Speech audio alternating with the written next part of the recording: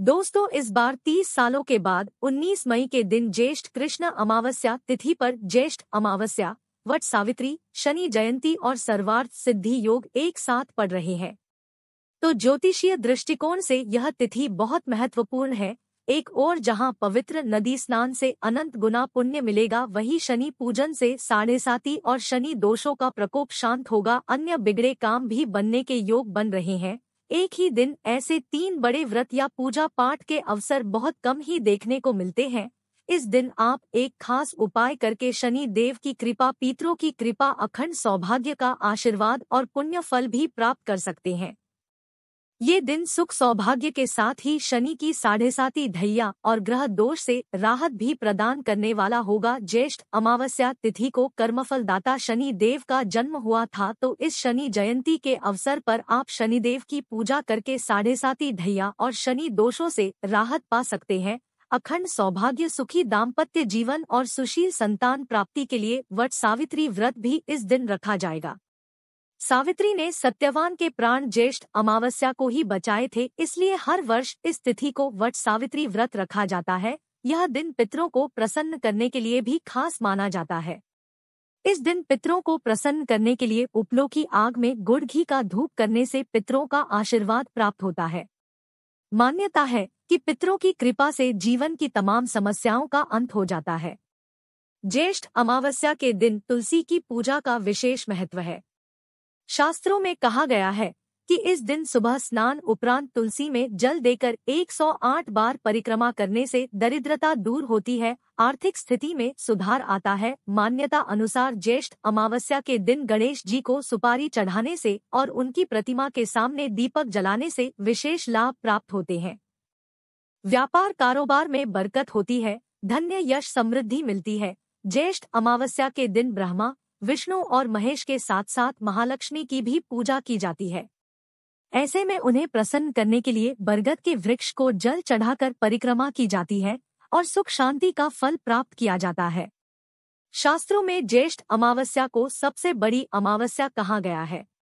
इस दिन स्नान, दान, पूजन करने से जीवन के बड़े से बड़े कष्टों से छुटकारा मिल जाता है, सुखमय जीवन की प्राप्ति हो जाती है। ज्येष्ठ अमावस्या के दिन पितरों को प्रसन्न करने हेतु श्राद्ध तर्पण किया जाता है। इससे पितरी प्रसन्न होकर शुभ आशीर्वाद देते हैं। इस दिन पितरों को प्रसन्न करने के लिए जल से भरा हुआ कलश, ककड़ी, छाता, खड़ाऊ, खीरा आदि का दान किया जाता है, जिससे उनका आशीर्वाद हमें प्राप्त होता है और घर में धन संपदा में वृद्धि होती है। इस दिन दान करने का कई गुना अधिक पुण्य फल प्राप्त होता है। आज के इस वीडियो में हम आपको एक ऐसा खास उपाय बताने जा रहे हैं जिससे देवी देवताओं सही पितरों को आप प्रसन्न पकड़ सकते हैं। अगर आप इस अमावस्या पर गौ माता को यह एक चीज खिला देते हैं तो इससे भगवान विष्णु जी के साथ ही मां लक्ष्मी की कृपा बरसेगी, पितृ दोष समाप्त हो जाएगा, शनि के प्रकोप से बचाव होगा, कार्यों में आ रही विघ्न बाधाएं दूर होंगी, दुर्भाग्य सौभाग्य में बदल जाएगा। मां लक्ष्मी के आशीर्वाद से आपका घर धन धान्य से भर जाएगा, पैसों की किल्लत नहीं सताएगी। बहुत ही प्रभावशाली और शीघ्र असरकारक उपाय है। मुख्यतः ये पितृदोष से मुक्ति दिलाता है। पितृदोष ही हमारे जीवन में अनेक समस्याएं, अड़चने खड़ी कर रहे होते हैं। गंभीर बीमारियां, नौकरी कारोबार में अपयश, घर में कलेश, कलह, अशांति, कर्ज की समस्या, इनसे व्यक्ति ना तो चैन से जी सकता है और ना ही परिवार वालों को खुश रख सकता है। लेकिन आज का यह उपाय पितरों को और देवी देवताओं को दोनों को प्रसन्न करेगा और आपके सारे दुख कष्टों को दूर करेगा। आगे बढ़ने से पहले आपसे रिक्वेस्ट करते हैं कि वीडियो को लाइक जरूर करिएगा, दोस्तों को शेयर कर दीजिएगा और अगर आपने अभी तक चैनल को सब्सक्राइब नहीं किया है तो चैनल को सब्सक्राइब करके बेल आइकन जरूर दबाइएगा। दोस्तों, यह उपाय करने के लिए आपको चाहिए होगा बिना छना हुआ आटा, यानी भूसे के साथ ही आटा लेना है। स्नान आदि के बाद ही आप इस उपाय को करें। स्वच्छ पात्र में शुद्ध पानी से इस आटे को गूंथे। इसकी आपको 2 रोटियां बनानी है तो उसी मात्रा में आटा ले। रोटियां स्वच्छ धुले बेलन चकले से चूल्हे पर बनाएं और दोनों रोटियों को अलग अलग थाली में रख दें। उसमें से एक रोटी पर आप शुद्ध घी लगा ले और दूसरी रोटी पर सरसों का तेल लगा ले। अब समय है पूजा का, तो घर के मंदिर के सामने आसनस्थ हो जाए। शुद्ध घी का दीपक जलाकर अक्षत के आसन पर रखें। सुगंधित धूप बत्ती जलाए, यथा विधि पूजन करके नमस्कार करे और फल या मिष्ठान का भोग लगाएं। मिष्ठान ना हो तो गुड़, शक्कर या बतासे का भी भोग आप लगा सकते हैं। यह भोग 2 अलग अलग पत्रों में रखकर लगाना है। उसमें से एक पात्र में आप तुलसी दल रखें। ये भोग आपको भगवान विष्णु और मां लक्ष्मी को लगाना है। दूसरे पात्र में रखा भोग हनुमान जी को लगाना है। ये भोग बूंदी के लड्डू का हो तो बेहतर है। भोग लगाने के बाद देवी देवताओं को नमस्कार करके विष्णु जी के 12 मंत्र ओम नमो भगवते वासुदेवाय का 108 बार जप करें।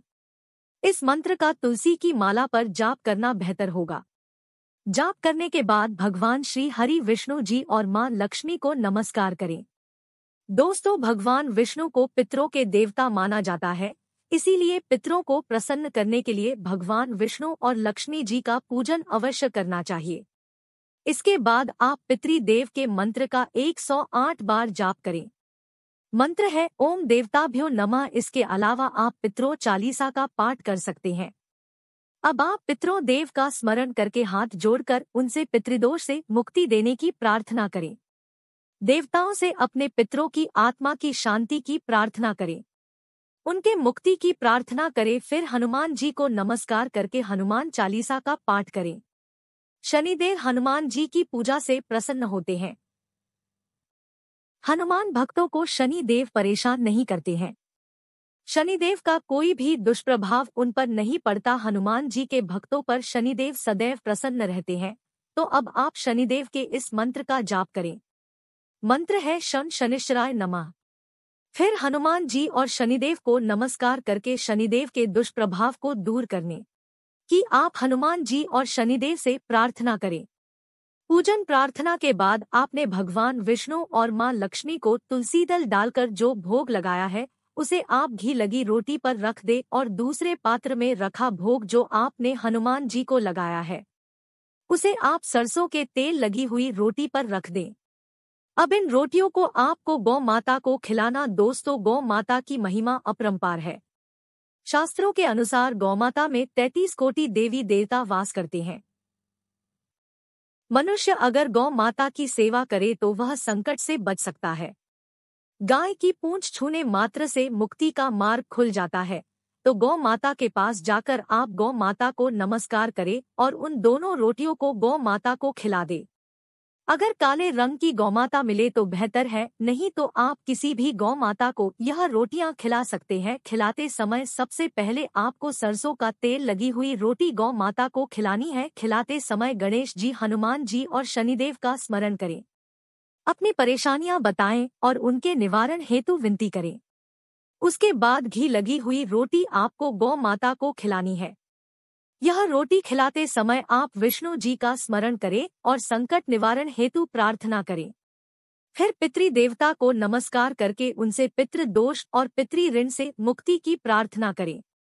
दोस्तों, इस तरह गौ माता को रोटी खिलाने से 33 कोटि देवी देवताओं का आशीर्वाद मिल जाता है और शनि की ढैया 7.5 के दुष्परिणाम, पितृदोष आदि से राहत मिलती है। कार्यों में आ रही विघ्न बाधाएं दूर होने लगती है।